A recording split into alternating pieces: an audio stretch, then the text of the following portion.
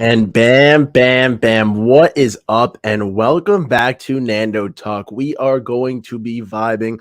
It is a fins up, chins up Friday indeed. Thank you all for tuning in.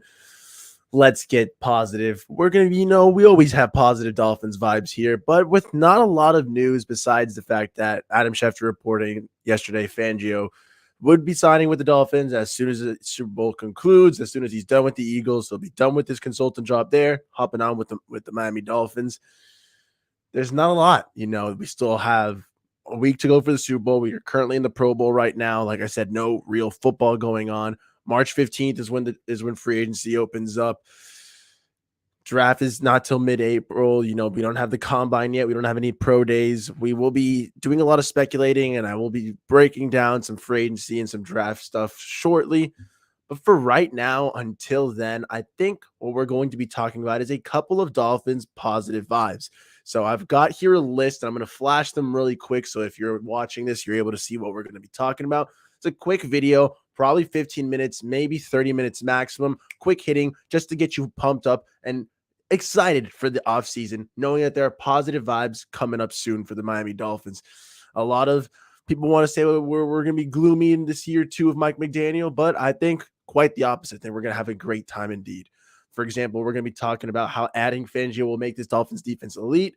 How the Mike McDaniel's top 10 offense will be even better in year two. Big part of those first 2 points will be discussed later in the year two and year three leaps for some of our players. And then we'll wrap it up with how I still think if all goes right, the AFC is still for the taking and we're still ready, poised to make some noise. Without further ado, we'll be getting into it, guys. I'll be making some timestamps throughout the video, so don't be alarmed. Don't worry. We'll be good and rocking, ready to go. I've said it a couple times already, but the reason I'm so pumped up, so positive is because these are my new seats for the season tickets this upcoming year. Section 138. It's going to be a beautiful, beautiful vibe indeed, and I'm looking forward to it. So, without further ado, let's get it a cracking and let's get those positive vibes a going. And we begin with the first point, which is pretty cool, guys. I think we've beaten it over with quite a few times. We've talked about this extensively, but let's go down the positivity rabbit hole.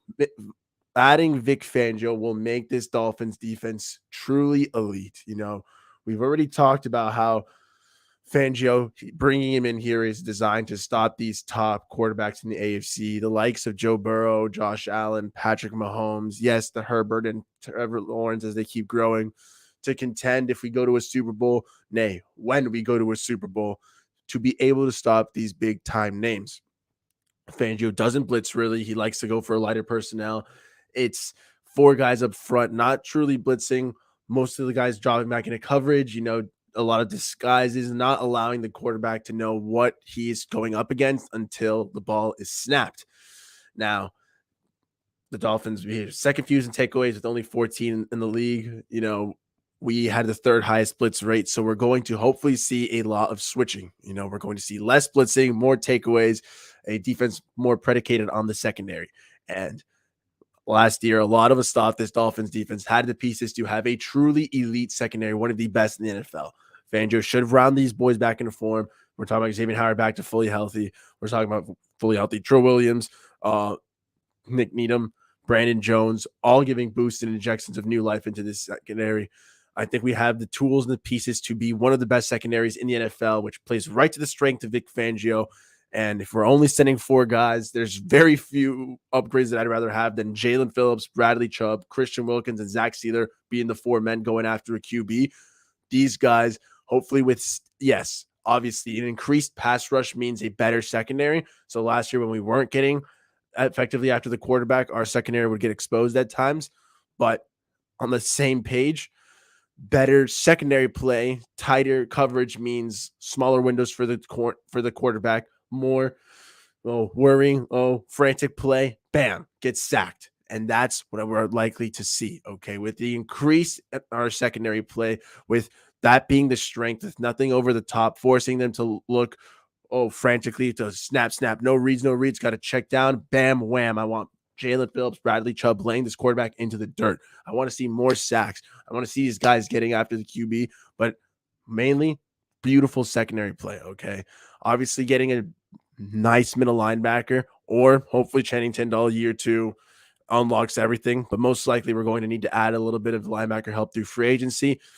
Maybe the draft. I don't really see us getting someone with a second round pick.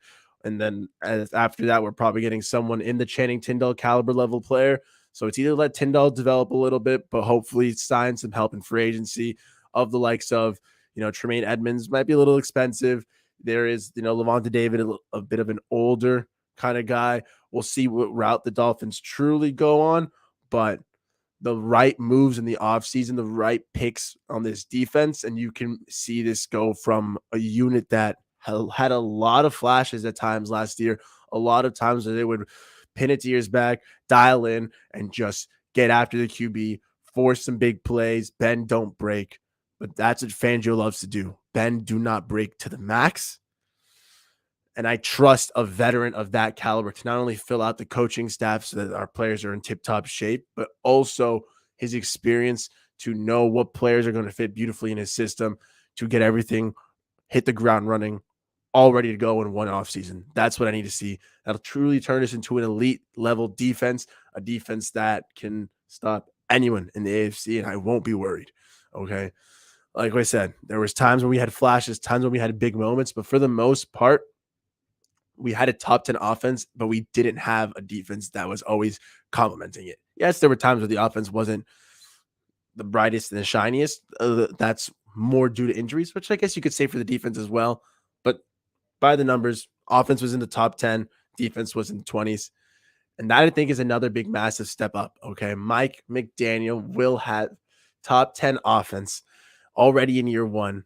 In year two, it's going to absolutely explode. Okay. We are talking about players figuring it out, his system better, getting it in their brains, their muscle memory, everything, figuring out all the tiny little nuances of what seems to be a bit of a complicated scheme at times.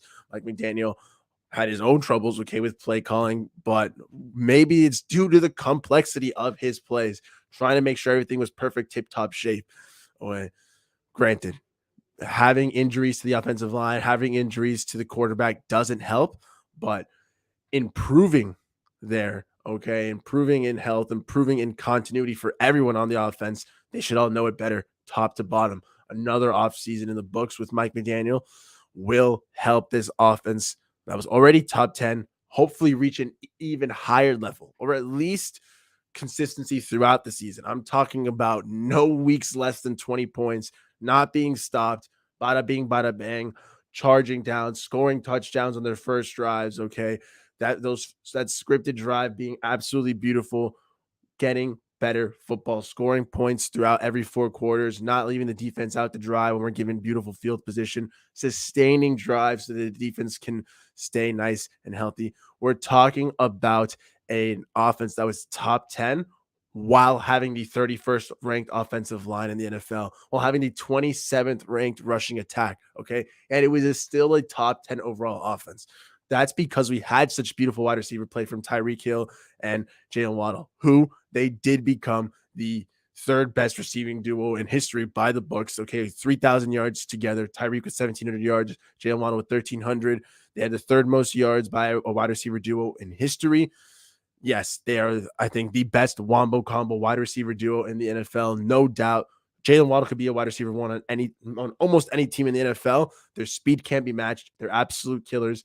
It's going to be even better. And it's going to be better when we have a better offensive line that keeps the play alive for longer so that they can use their speed, their playmaking ability to the highest potential. Okay. We're going to have a better offensive line, even if we're talking about you go into the high 20s, okay, into 16.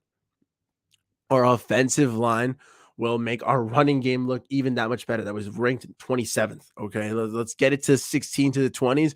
And you're telling me this offense will be 50-50. No, not all the pressure on the passing game or on the run game, but a nice even split, a nice balance that'll allow us to keep and hang with any offense, that'll allow us to impose our will on any defense we come across. And that is what I need to see from this Miami Dolphins offense in year two with Mike McDaniel reaching a new level.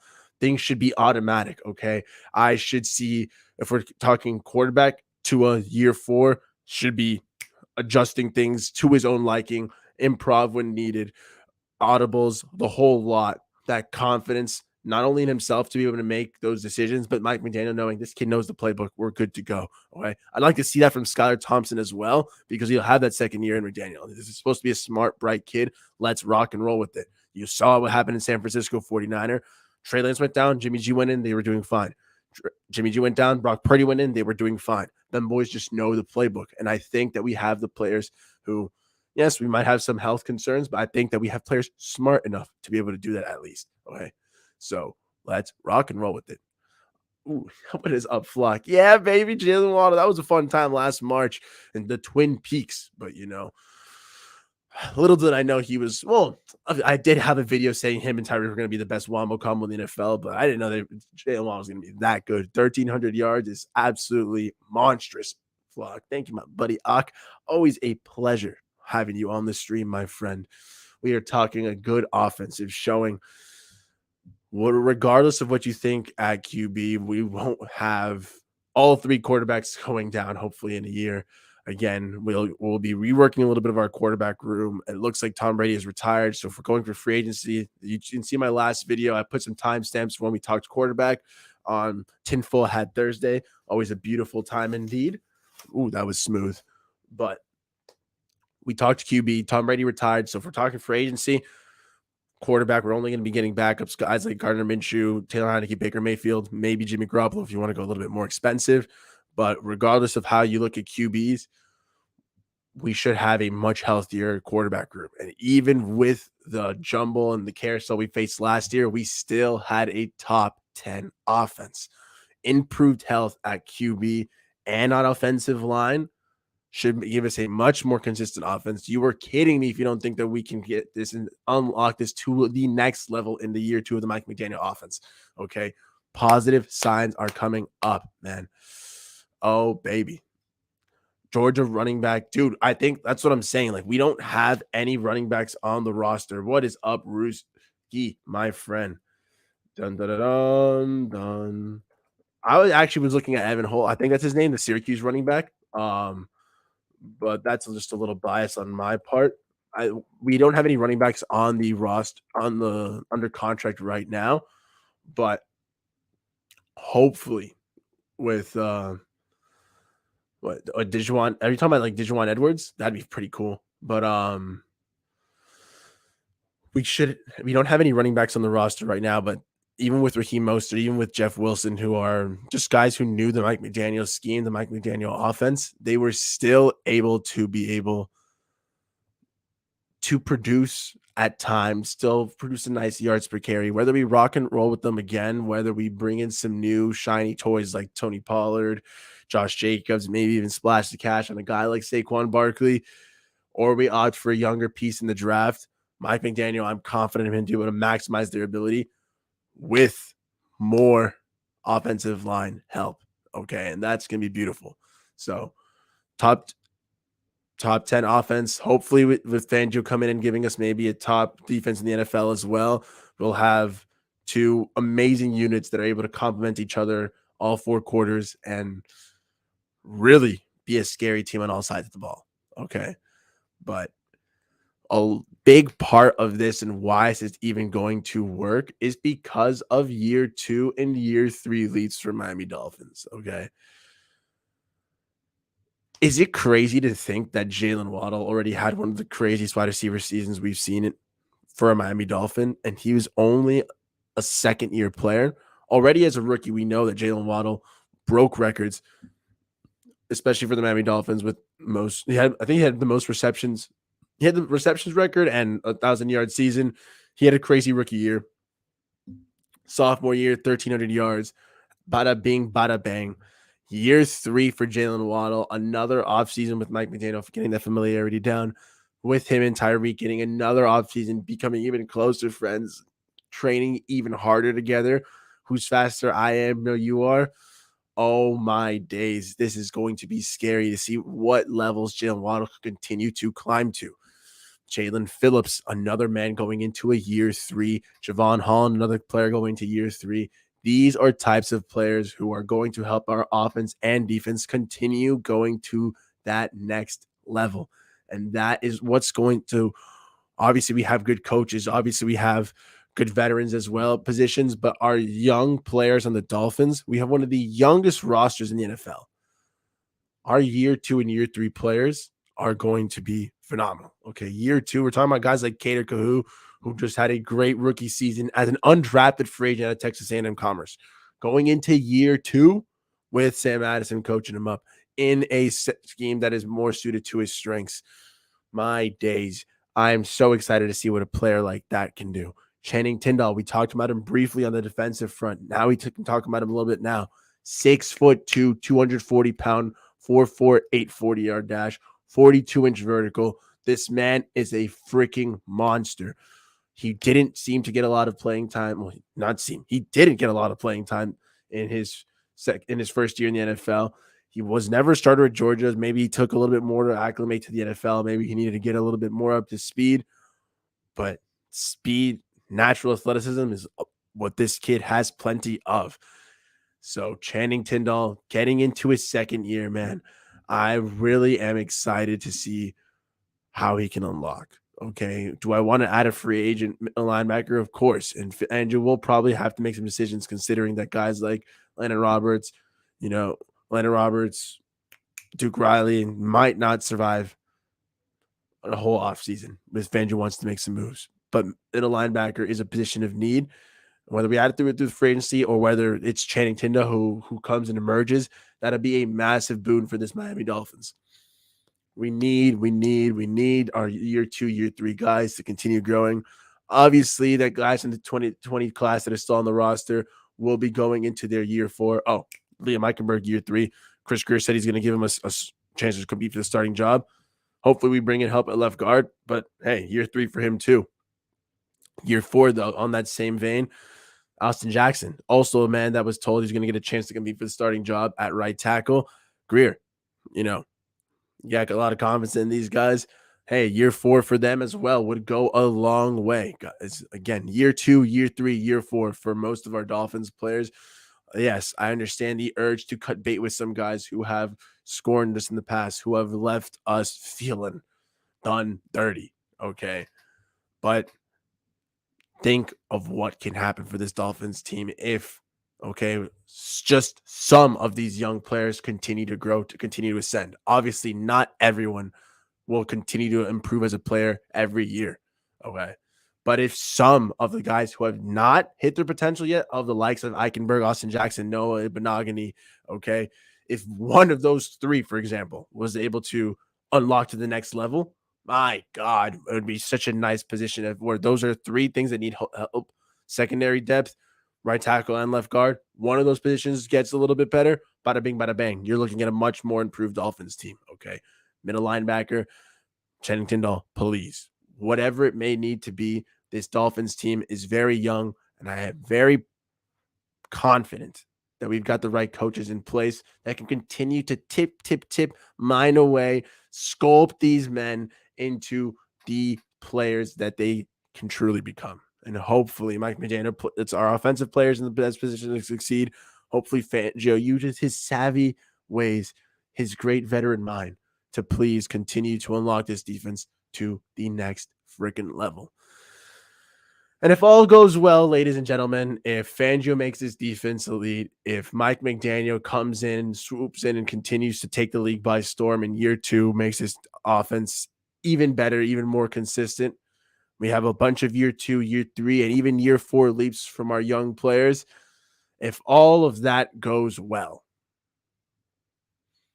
then the AFC is still up for the taking. When we were 8-3, we felt on top of the world. And then we were painfully shown that this Dolphins team still had a little bit more to go. Okay. And you could say it's the collapse. You could say it's all this noise. If you look at the schedule, it was kind of interesting to see, kind of annoying, honestly, that we got tough stretch, really easy stretch in the middle, brutal road stretch of 4 away games, and then nice and softer 3 away games, and then coming back to the Packers at home. Then you had a nice up and down, easy to hard schedule for the last closing out of the season. Okay. But entering year 2 of Mike McDaniel, getting a veteran like Vic Fangio on the coaching staff, these players getting more established in their systems, getting more comfortable in the NFL, on the Miami Dolphins, growing, improving. Everyone wants to say that every team in the NFL is getting better. Well, so are the Dolphins. Okay. And like I said, we have one of the youngest teams in the NFL. I think last year we had the second youngest squad, which means we've got a lot of room for growth. Our ceiling is not been hit yet. Is it going to be tough? Of course. Like we saw, the Chiefs are still the titan that they are. Okay. 5 consecutive AFC championships. They are a powerhouse indeed. Okay. It's fun to make fun of the Buffalo Bills, and I do think the AFC East is going to be more competitive next year, but that also means that there is actually some room for the Dolphins to take a hold on that. And we'll touch on that in a second. But the Bengals, they're going to have to start paying some people. That band's starting to break a bit apart on defense. T. Higgins might be moving on as well. It is not necessarily crazy to say that there is room for the Dolphins to squeeze in there. Okay. We're the 7th seed this year. We're going to need to win 10 games at least next year. I'm hoping for 11, 12 wins. But I'm not going to sit here and cry and say that the door is closed, that there's no room for us to run through the AFC. I think we are going to, with the right moves, with the right players taking the right steps, we have a chance to cement ourselves as one of the top teams in the AFC. Okay, maybe there are teams with better quarterbacks than us, of course. But I think that you're going to be hard-pressed to find a better complete team than the Miami Dolphins. Hopefully, hard-pressed to see a team better coached than the Miami Dolphins as well. And if the AFC East, if we can be that number 2 team in the AFC East again, maybe hopefully pushing for taking the division, the Jets will get better. Patriots always be a little stingy. Hopefully that'll keep crippling the Bills as they have to continue paying everyone, as their band keeps getting broken up a little bit, as they get more disgruntled. I'm not going to sit here and say that it's over when the top dog of the AFC East hasn't gotten past the divisional round. Okay. There is hope for the Miami Dolphins. We make the right leaps at the right positions, the right steps forward. And I'm confident that this Dolphins team will push for the AFC East division, but will guarantee make the playoffs. And once you get there, nothing else matters. Okay. If we have a team that, like we said, can handle the pass game and the run game balanced, okay, 50-50, 60-40 split. No more forgetting about the run game and abandoning it in the fourth quarter, third quarter, second half, not running the ball anymore. Have more of a consistent offense, okay? Have a defense that with Fangio will hopefully be top 12, top 10. That'll have stars making plays left and right, taking the ball away, not only having 14 takeaways on the season, but hopefully a team that is hungry for turnovers. Then I'm truly not going to be afraid of any team.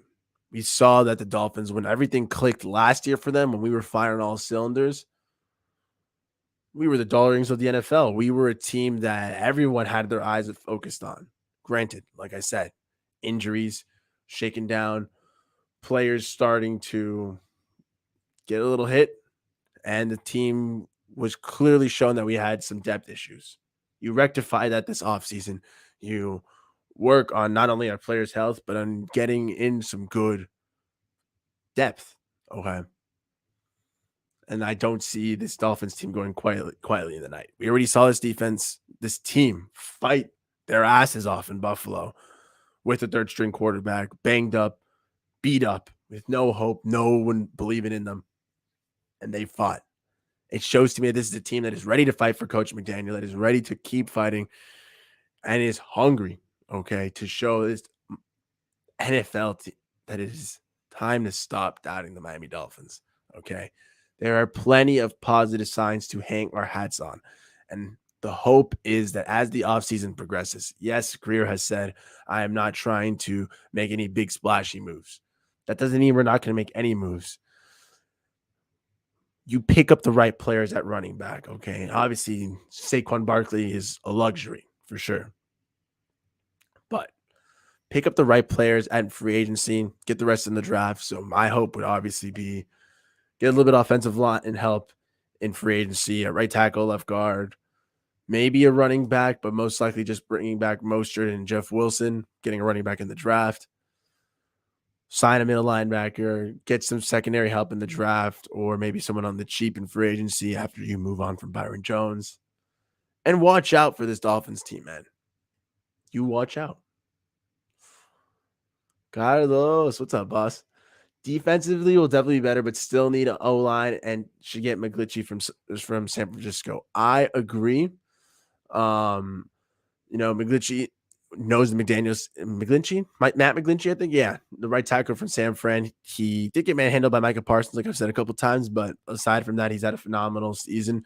Fits in with the Mike McDaniel system, and that's all I need to see. Okay, someone who's going to be able to plug in, bing, and is ready to go, and has the confidence of Mike McDaniel.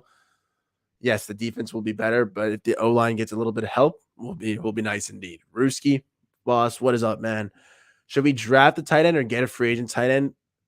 My only issue with drafting tight ends is while I do love the talent coming up in the draft class, rookie tight ends generally don't hit the ground running. They technically year 2, year 3, they tend to take a little bit longer to adapt to the NFL. Guys like Pat Freiermuth aren't always the norm. It's one of the reasons why when we drafted Hunter Long, he still hasn't really panned out for us yet. And it's taken a little bit longer. Same with Mike Gesicki. It wasn't until a little bit into his career further in that he was able to put it all together. Tight ends need a little bit of seasoning usually. It's not a position that's well developed in college. However, free agency might not have the most options. I'm really looking for Dalton Schultz, man, but it's going to depend on if Dallas lets him walk or if they franchise tag him. I hope they let him walk, but that means they'll probably tag Pollard. So considering there's a little bit more running back options on the board, I hope they tag Pollard and they let Dalton Schultz walk. When Mike Gesicki walks from us, we'll get a 3rd-round pick back. We could use it to draft the tight end, but I think we'd be better suited on using it on other positions. What do the Dolphins need to get focused on in draft or free agency? What should the Dolphins get in offense and defense? So for defense, we're, like I said, middle linebacker, please. Okay. Free agency is obviously going to set the tone for the draft. I'm hoping that in free agency we get positions that are a little bit harder to develop in the draft class. Positions like tight end, middle linebacker that we might need more immediate help in. Hopefully we sign those guys. Secondary, we've got some talented options, but we do need some depth, maybe a 3rd safety. So I could see us either drafting a DB or a corner, maybe signing a safety, but that's probably a position we're going to address more in the draft upcoming up, maybe with a 2nd or 3rd round pick. We could go for maybe some more pass rushing help. It never hurts. We have invested in that position on the D line, though, on the front 4 quite heavily in the last couple of years, though. So maybe that's something you might just address in free agency. Maybe get some veterans on the cheap, see how they fill out, bring back Melvin Ingram. On offense, no running backs under contract right now. We currently have a 0. So I don't think we'll bring back Myles Gaskin. We might stick with Savon Ahmed, maybe bring back Jeff Wilson or Raheem Mostert, or even both to continue. They're familiar with the Mike McDaniel system, cannot be understated. And they ran well when they were healthy. Mostert did have that broken finger at the end of the season. It was a damn shame. But Jeff Wilson as well, he was a nice pop when we traded for him for very cheap for a 5th-round pick also. I could see us sticking with them. Like I said, Dalton Schultz or Tony Pollard will get tagged by the Cowboys. Tight end was something I think we should address through free agency because tight ends take a little bit longer to develop in the draft. So I'm hoping that Schultz hits free agency so we can sign him, but that means Pollard would get tagged. So we would be left with free agent running options like Josh Jacobs, maybe paying a little bit more expensive for Saquon Barkley. But at that point, I'd rather just stay with Jeff Wilson, Raheem Mostert combo and draft a running back on rounds 3 or 4 and see who Mike McDaniel is ready to rock and roll with. But yeah, and obviously we need a backup quarterback. I think we need 3 QBs on this roster, regardless of who we get at this point. Lamar Jackson and Aaron Rodgers, if the Dolphins were to trade for them, have injury concerns of their own as well. So yeah, give me 3 QBs. But Woodson, baby, what they do, Nando? How's it going, Woodson? Thanks for tuning in, man. Fins up, chins up, indeed. It is Fins up, chins up Friday. Positive vibes only. We've been having a good talk as well. So far, the conversations at hand for those for tuning in. Hello, everyone. We talked about adding Fangio, making the D elite. Mike McDaniel's offense popping off in year 2, hopefully being even better. I mean, we're already top 10, but even better, more consistent. Year 2 and year 3 leaps for some of our Dolphins players and some year 4 leaps as well. And right now, how the AFC is still up for the taking. If you got any questions, drop them in the chat. We're entertaining them all right now. We're having a good time indeed. Bada bing, bada bam. Get Pollard from Dallas and keep Raheem Mostert. I agree. Draft a running back, keep Mostert. I think Mostert is the kind of guy that we need on this team still. I think his speed is really hard to be replicated. My only concern of him was if he was going to be banged up, and he was pretty healthy for the most part because we used him very well. And that's just another benefit. Not only does he know the McDaniel system, but McDaniel knows him very well. He knows how to make the most of him, how to make him last. And if we draft a running back as well, or we get someone in from free agency and we are able to keep Mostert as our 1B, maybe not our starter, but someone who's still heavily involved in the run game, my God, we'll be able to maximize his talent, keep him nice and fresh, and an electric runner. We're talking about a guy who runs 23 miles an hour, an absolute freak at age 30. So, yes, please keep that. Like I said, Pollard will be interesting to see where the Dallas tags Tony Pollard, where the Dallas tags Dalton Schultz. It'll really still decide what we do on that end. But I do think one of those Dallas Cowboys will be a Miami Dolphin. There's a little bit more options at running back, though, especially for us. So I'm hoping that Dallas tags Pollard, lets Schultz walk, and he becomes the Dolphins. Yeah, and then Ahmed could be on for the cheap, man. Another guy who Mike McDaniel knows well. I was surprised a little when he didn't get too heavily used last year. When he was popped in, he had some nice bursts. He had some nice moments. But I thought he could have been used more. It was very interesting to see how that wasn't coming to fruition. But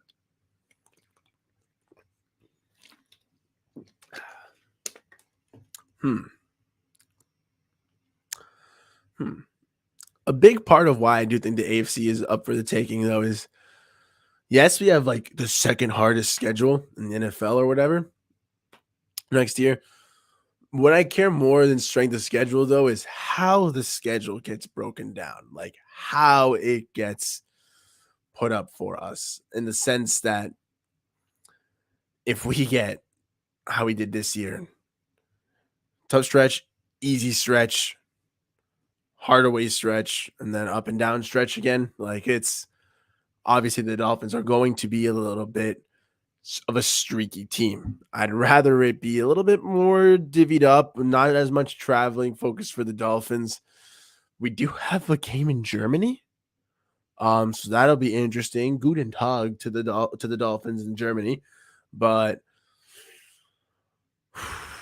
the NFL schedule makers better not screw us over. In years past, there have been some frustrating times where we've been the team that travels the most, or we're traveling like 5,000, 6,000 miles at a time, or like the year when the hurricane hit and we didn't have a bye week. We had bye week 1, and we just played the whole season. NFL schedule makers, please sit down, do your job, and don't screw over the Dolphins this year upcoming on the schedule. Please. Come on. It shouldn't be that hard, okay? But our home schedule is ridiculously easy, guys. 9 games at home. The hardest teams, like the only teams that made the playoffs on our home schedule, are the Cowboys and the Giants. Daniel Jones and Dak Prescott. And that's if Daniel Jones comes back to the Giants, okay? I'm not too concerned on that front. Do they have some interesting pieces on defense, especially the Cowboys with Micah Parsons? And the Giants do have Kayvon Thibodeau, but obviously the Cowboys defense is better than the Giants. But aside from that, it's not like these two crazy teams I'm totally scared of. We saw what Dallas can happen. My hope that with playing Dallas at home, though, is that means we get a nice primetime game out of it since they love to suck off the Cowboys. That'll be nice. I mean, the Dolphins don't have the best track record with playing primetime games, but hey, I'm never going to say no to having that, man. Like I said, I just upgraded to Section 138. I want to see some primetime magic. I'm going to pull up the Dolphins schedule actually right now. But Dolphins 2023 schedule. Doo-doo-doo-doo. Doo-doo-doo-doo. Doo-doo-doo-doo. I'm gonna have to go to Twitter, aren't I? Oh well. But yeah, I'm not too worried about the home schedule. The away schedule is a little tougher. With games like at Kansas City, with games at Philadelphia, at Los Angeles to play the Chargers. Yeah, it's a little bit more intense. Um,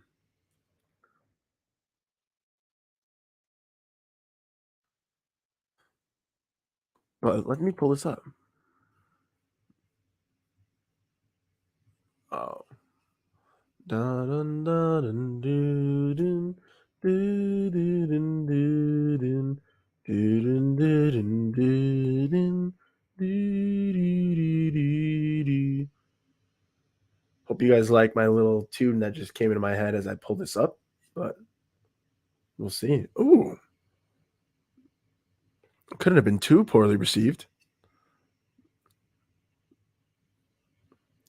There we go. There we go. Bada bing, bada bang. It's the whole shebang.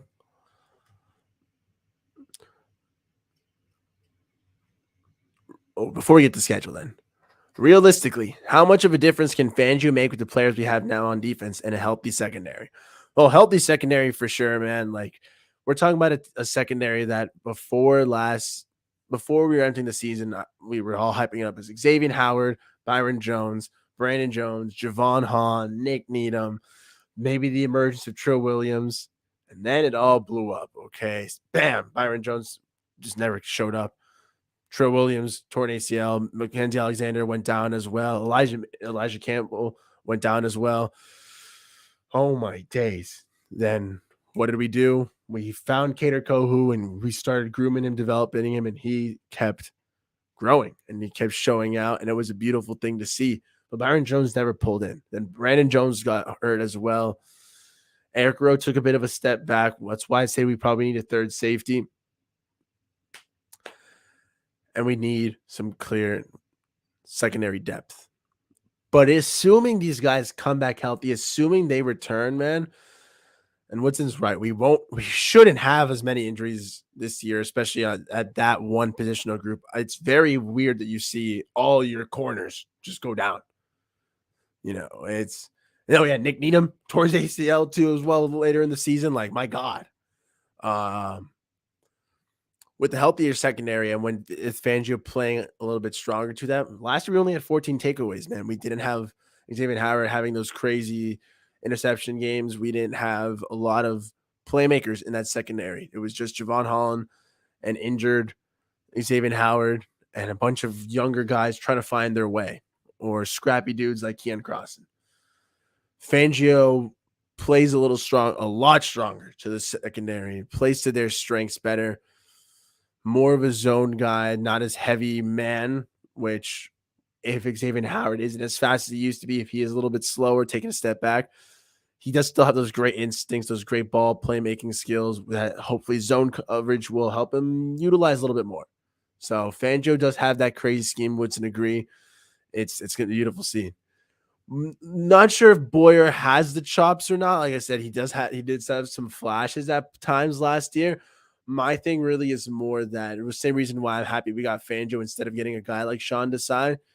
I wanted to see a defensive coordinator who is a veteran who knows his way about the NFL, has his scheme already tried and true and ready to go, instead of a guy who's still figuring him out himself a little bit more. Brian Flores and Josh Boyer. Flores had a lot heavier hand in the defense than it seems that we thought.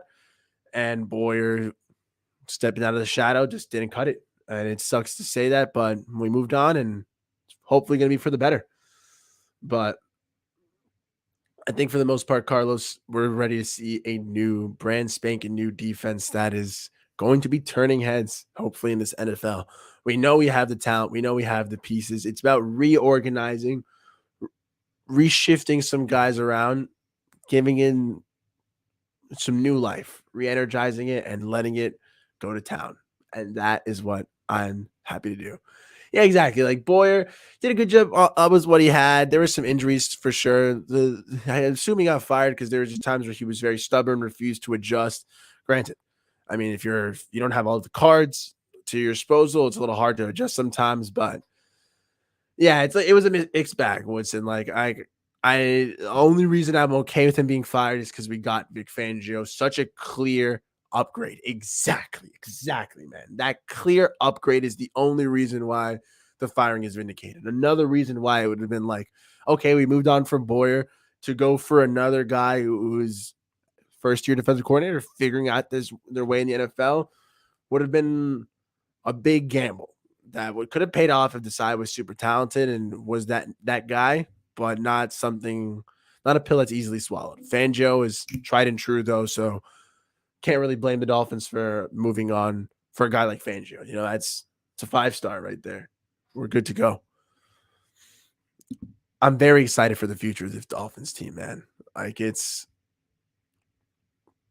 going to have to look more into free agency and the draft. And it's supposed to be fill them holes Friday and how we were going to fill them up. But it just turned into a fins up, chins up Friday because there weren't as many news as I thought.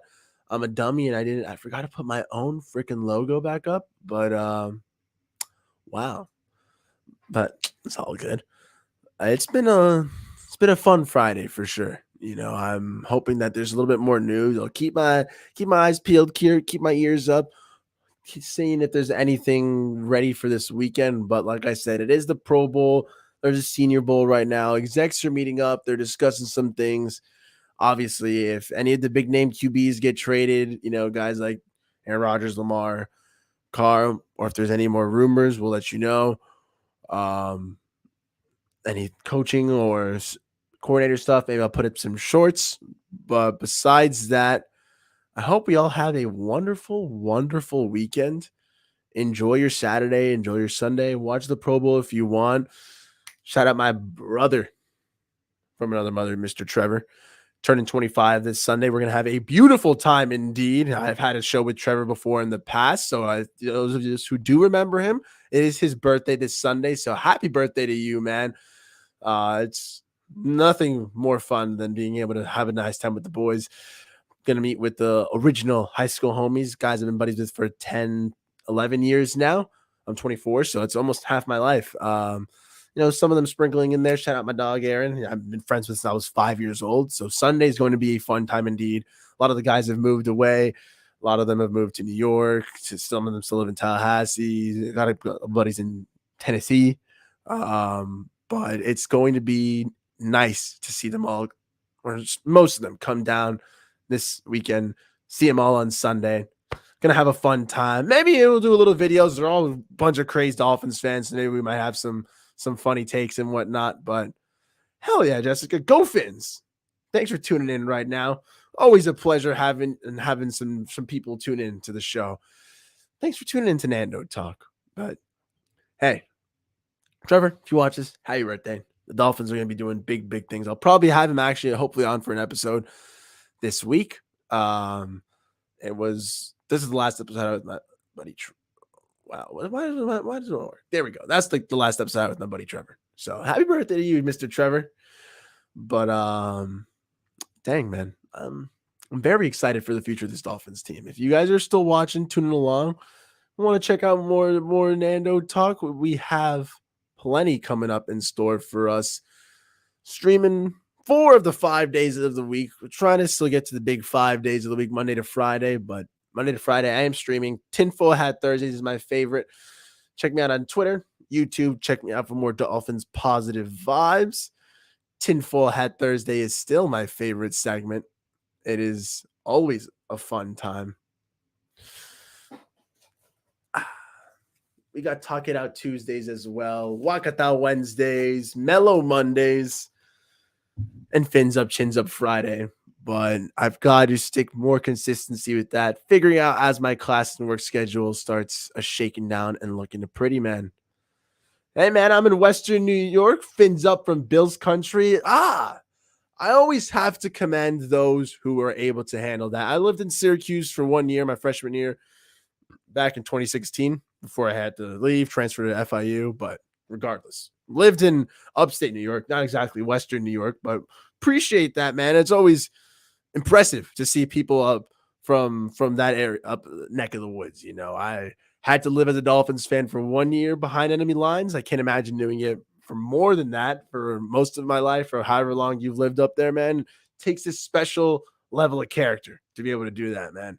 I was freaking out not being able to watch Dolphins games unless I was streaming them. I would try to talk to my buddies. I'm watching the Dolphins game. They'd be like, shut up, Fernando. Who cares about the fans? I'm watching the Patriots. I'm watching the Bills. I'm watching the Jets. So, hey, hats off to you for keeping up the good fight behind the enemy lines. An hour south of Rochester, everyone is an enemy. Yeesh. Right in the middle, man. You got the Bills, you got the Jets and Giants around you. Must be tough. But it must feel also a little better knowing, you guys have to live here and be fans of your miserable teams. At least you are a fan of the greatest team of all time, the only team to have an undefeated Super Bowl, with the greatest coach of all time, Don Shula, with Mr. Dan Marino, one of the greatest players to ever step on a football field, the Miami Dolphins. So hats off to you, William. You are a legend. Up to 25 years living here, Nando. Yeesh. Are you 25? I'm 24. So that's still intense. It's still awesome of you. Wow. Keeping up that good Dolphins fight from behind enemy lines, William. A true shout out to you. You're in Richmond Heights, Miami, Florida. Cowboys country. Dang. Wait, you have cowboy country? Wait, what? How? You're in Florida, man. Oh, you got cowboy country. Oh, I know Richmond Heights. Interesting. Got to push out them Cowboys. There'll probably be a lot of them for that game. So hopefully you guys are able to pop out to one of the games, one of the Dolphins games coming up. William, maybe go to a Bills game. I am trying to go to Buffalo, so that'll be a nice time going to me behind enemy lines. But dang, sad but true sadness. 42 this year, Fins fan since 85 when I can remember watching. A true legend, William. Dang, is it? Are your family Dolphins fans, or were you just a lone Dolphin, truly behind enemy lines? That's even more intense. Wow. But hats off to you. 42 this year, a true pleasure, man. Fan since 85. 25 years of fan. Oh, 25 years living in Buffalo. I get what you're saying. Wow. Wow, William. Quite a story. Quite a testament of a true fan. Like I said, I think I'm a pretty good fan. I got the jerseys behind me, I just upgraded my season tickets where we'll be sitting here, bada bing, bada bang. But yeah, you got that right. You're all upgraded. You're all set. Year 4 season tickets, but fans who live outside of the Miami area, outside of the state, y'all are some next level of dedication. A true applause to them. Went to the Halloween game last year, front row. The men in my family were all Fins fans. Women were Bills fans. Ooh, nice mix and match there. Okay. Hey, some friendly banter, some friendly competition. As long as you're able to enjoy the football, that's what matters, William. Hats off to you guys. Dallas coming to Hard Rock. Yeah, I know. A lot of Dallas fans in Miami. They're coming to Hard Rock. It's probably our toughest home game, too. It might be a primetime game as well. So that's definitely what I want to check out. Oh, let's go. Your 12-year-old's already a diehard Fins fan. That's legendary, man. That's probably a great feeling to have your own mini Dolphins fan in the midst. There we go. Now you've got some reinforcements behind the enemy lines. That's what matters. Hey, William, thank you, man. I appreciate you, bro. What?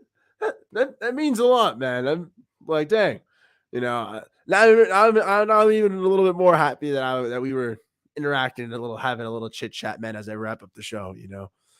I always appreciate a good compliment. I truly do take that to heart. It feels good. Sometimes, I know my positivity isn't for everyone. Hey, it's not true analysis. It's not true football talk sometimes. It's a little bit more hopeful, it's a little bit more optimistic, but I appreciate those who are down for positivity. When it comes to sports, it's our escape, it's our happy place. So let's keep it happy. Let's keep it fun. We can criticize, we can hope for better, but let's provide the solutions. Let's talk about what we can do to improve. Let's talk about how we can better. So, William, you're a real one, man. Went to training camp and at TD this past summer too. Was a surprise for my son. TD is an awesome person. I met him at training camp also. If you go this year, I'll buy you a beer, boss. Hey, that'd be a pleasure. Ooh, Blake, you're a great guy as well, man. Thank you, bro. Thanks for tuning in. Well, William, beer on me, boss. If you do come to training camp, especially if you're coming all the way from Western New York, man, that's awesome.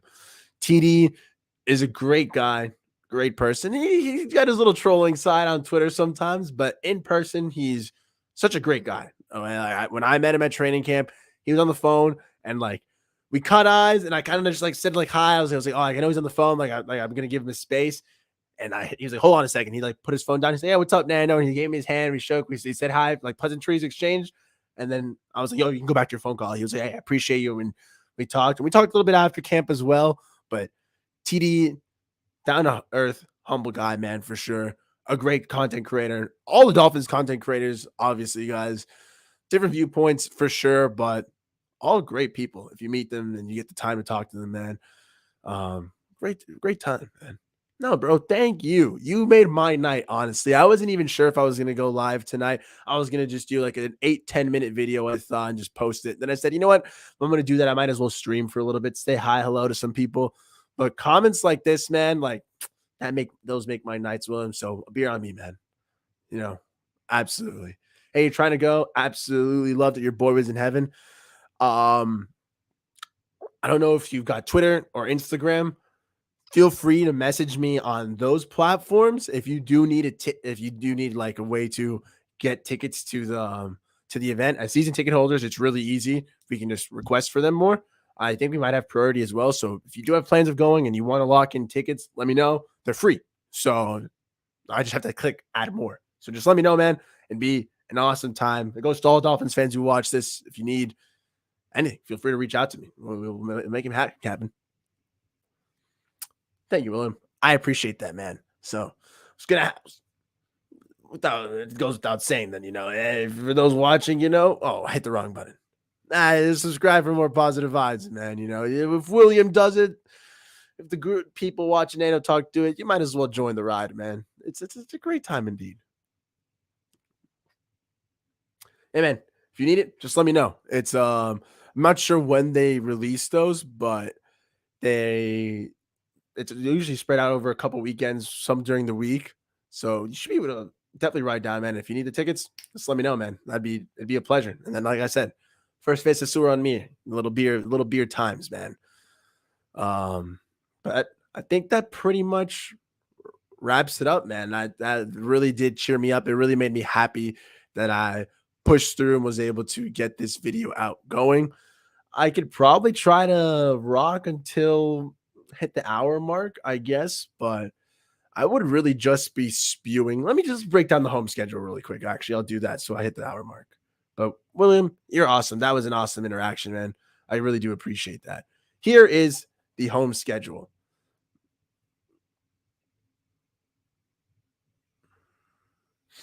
So, here's the Dolphin schedule in general. But alrighty, guys. Home, like I said, Cowboys and the Giants are the hardest teams. The hardest teams we're playing are Dak Prescott, Daniel Jones, bada bing, bada bang.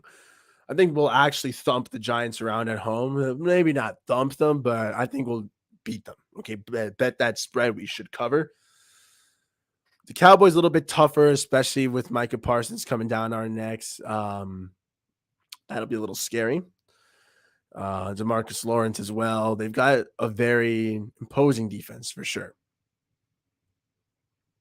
but I'm not afraid of the Dallas Cowboys. Okay, a team that is a perennial choker, a team that consistently leaves it looks small, honestly, on the biggest stage. So I'm down for it. I'm hoping, if anything, that's a prime time game, and it was a good time, man. William, it was a pleasure indeed, man. Hope you have a great night as well.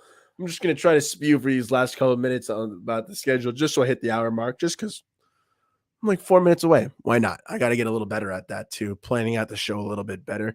But hey, I appreciate you and your awesome comments, man. Thanks for sticking around. Hope you have a great night, man. Go Dolphins. At home, I genuinely think, guys, that we should go 8-1. That's my brain. And that's me saying, I think we should go 8. Right? I think we should go 9-0. I don't think we should lose to a single one of these teams. But okay, let's say we lose to the Cowboys. And let's say we lose to one more team as a bit of a surprise. So 7-2 at home. Okay. You go to the away schedule, it's a lot more interesting. By the way, 7-2 at home. I'm hoping that we beat every single one of our division rivals at home as well. 5-1 in the AFC East is the goal. Only loss to the AFC East would be Buffalo in Buffalo. So we'll start with that on the away side. So we have 7-2 at home, a loss to Buffalo away. We beat the Patriots, beat the Jets, that's 2-1. Lose to the Chiefs, that's 2-2. Beat the Chargers, 3-2. Let's say we lose to the Eagles, that's 3-3. Hello? No. Yeah, it would suck to lose to both Super Bowl champions. But let's say, okay, we're 3-3. Beat the Commanders. Sorry, that's 4-3. Beat the Ravens, 5-3. Bada bing, bada bang. And honestly, that Ravens game will probably swap it with the Eagles. I want to say we'll beat the Ravens because we beat them in the last couple of years, although that's probably why we'll lose. And I want to say we'll lose to the Chiefs and the Eagles because they're both in the Super Bowl this year. Although I do think we'll beat one of them, and we probably have a higher chance of beating the Eagles. So let's see if in a year from now that take holds up. But 7-2 at home, that puts us at 5-3 away. Wow, 12-5. Bada bing, bada bang, Nando. You done it once again. You put the positivity to the max. A 12-5 record for the Miami Dolphins. And for those who joined, we talked, like I said, we talked already about Fangio making this defense elite. McDaniel's offense going from top 10 in year 1 to being even better, even more consistent in year 2.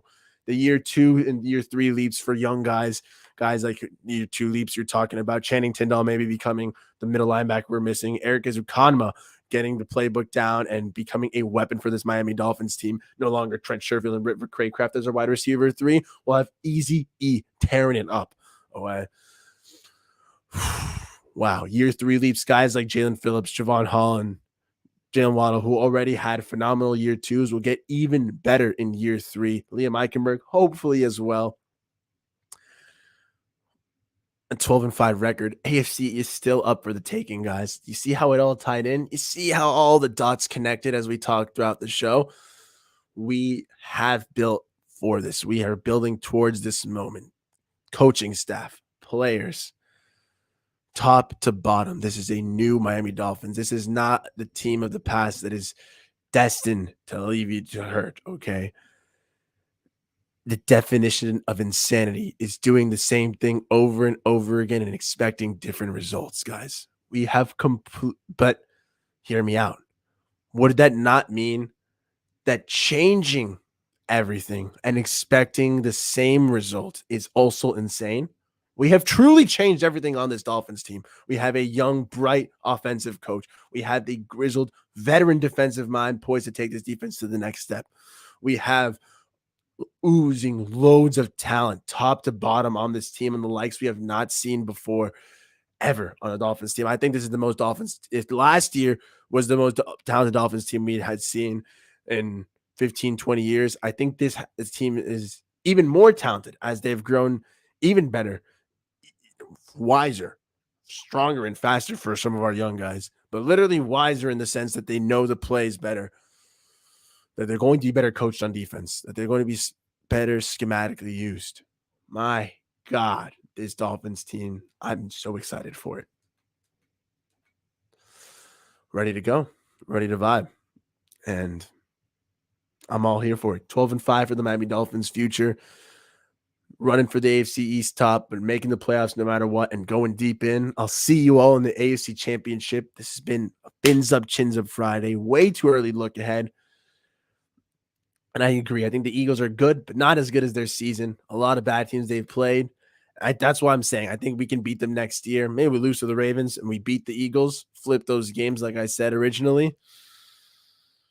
But beating a team like the Eagles, and honestly, we have a hard schedule next season, but it goes a little bit for the better guys. Having a schedule like that allows this team to say, here we stand, ready to be forged by fire, trial by fire, whatever you want to call it. The strong will survive. And if we come out smelling like roses, 12-5, looking pretty, we know this is a legit team. If we falter once again, then we know we've got ways to go as we competed against some top talent. But let me know what you guys think. I'm going to segment this up into chapters, maybe work on providing some clips. But thank you all for tuning in to Nando Talk. It has been an absolute pleasure giving you some positive vibes on this Fins Up, Chins Up Friday. This has been a little Nando Talk. So hope you guys enjoyed. I'll see you on Monday for Mellow Mondays to recap the weekend and see how it's going. Stay tuned for that at 1:30. No, 2 o'clock, 2 to 3 o'clock. 2 p.m. to 3 p.m. We'll have the show Mellow Monday. Tune in for that.